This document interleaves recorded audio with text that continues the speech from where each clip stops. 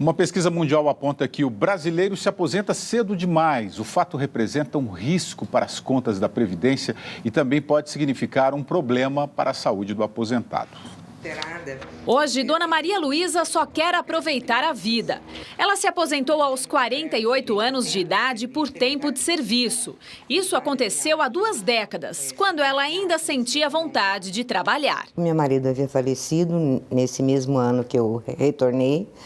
Então, para mim foi muito bom, porque ajudou a distrair, a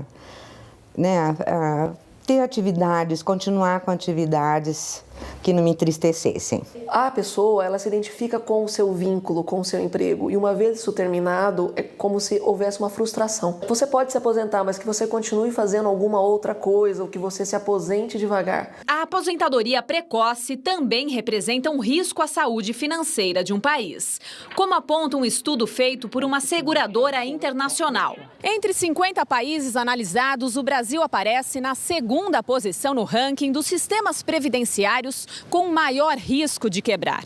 Isso ocorre por 2 principais motivos. O brasileiro se aposenta cedo e o número de contribuintes deve diminuir nos próximos 30 anos, devido ao envelhecimento da população. Em média, o brasileiro se aposenta com 55 anos, cerca de 10 anos antes de países como Reino Unido e Estados Unidos, e cerca de 15 anos mais cedo do que sul-coreanos e mexicanos. Se comprovadas as expectativas, nos próximos 36 anos haverá menos nascimentos e pessoas contribuindo com a Previdência.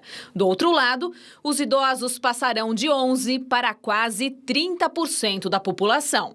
Para este economista, a solução encontrada pelo governo, chamado fator previdenciário, não é suficiente para resolver o rombo na Previdência. Pela regra, recebe menos quem escolhe se aposentar mais cedo. Reequacionar e tentar separar previdência de gastos do Estado. Tornar a previdência autossustentável como é na maioria dos países.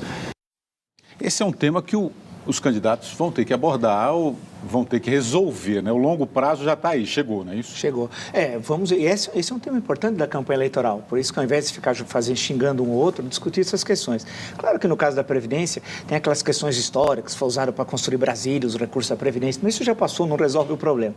A grande questão é que, de um lado, eu duvido muitas vezes desses dados, dizer que o Brasil é a 2ª Previdência que pode quebrar no mundo. Eu tenho sérias dúvidas. Eu acho que, primeiro, ela tem de efetivamente funcionar a Previdência Social, a corrupção, que a gente vê todo dia, o desvio de recursos, etc, etc, tudo que a gente sabe.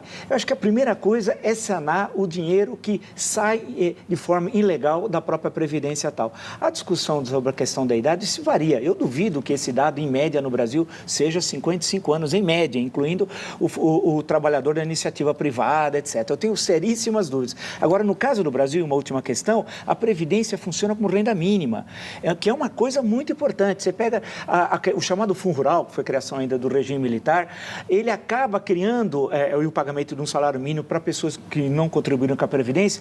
Ele tem um papel social extremamente importante. Então, no caso do Brasil, não é só a Previdência em si, mas é o papel social que ela tem. Ayrton. Olha, no nosso país, o aposentado pobre, que recebe aposentadoria bem diminuta, né?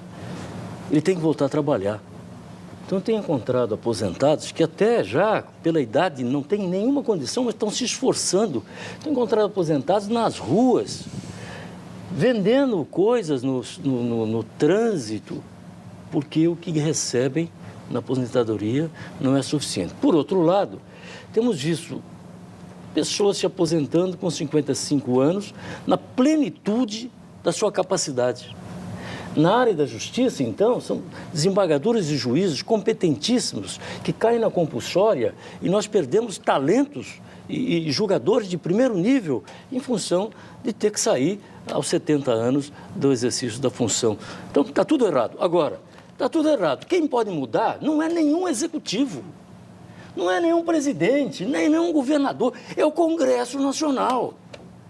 Então, veja, qual é a posição que vão ter esses deputados que vão pedir voto com relação a essa questão?